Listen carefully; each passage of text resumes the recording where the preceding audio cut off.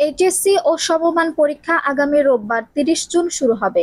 এবার ৯টি সাধারণ শিক্ষা বোর্ড, কারিগরি শিক্ষা বোর্ড ও মাদ্রাসা শিক্ষা বোর্ডে মোট ১৪,৫০,৭৯০ জন পরীক্ষার্থী অংশ নেবে। এসব পরীক্ষার্থীর মধ্যে ছাত্র সংখ্যা ৭,৫০,২৮১ জন এবং ছাত্রী ৭,৫০৯ জন। এছাড়াও মোট কেন্দ্রে ২,৭২৫টি ও মোট শিক্ষা প্রতিষ্ঠান ৯,৪৬৩টি।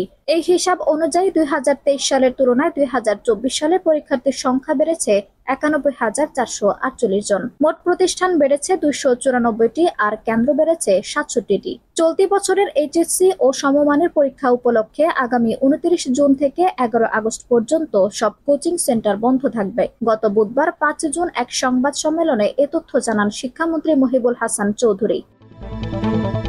পরীক্ষা উপলক্ষে শিক্ষা মন্ত্রণালয়ের নির্দেশনা, পরীক্ষা শুরুর কমপক্ষে ৩০ মিনিট আগে পরীক্ষার্থীদের অবশ্যই পরীক্ষার হলে প্রবেশ করতে হবে। অনিবার্য কারণে কোনো পরীক্ষার্থীকে এরপরে প্রবেশ করতে দিলে তার নাম, রোল নম্বর, প্রবেশের সময় বিলম্ব হওয়ার কারণ ইত্যাদি একটি রেজিস্টারে লিখে ওই দিনই সংশ্লিষ্ট শিক্ষা বোর্ডে প্রতিবেদন পাঠাতে হবে। পরীক্ষা শুরুর ২৫ মিনিট আগে এসএমএস এর মাধ্যমে সংশ্লিষ্টদের কাছে প্রশ্নপত্রের সেট কোড জানিয়ে দেওয়া হবে। ভারপ্রাপ্ত কর্মকর্তা ছাড়া অন্য কেউ মোবাইল ফোন, ইলেকট্রনিক্স ডিভাইস নিয়ে কেন্দ্রে প্রবেশ করতে পারবেন না।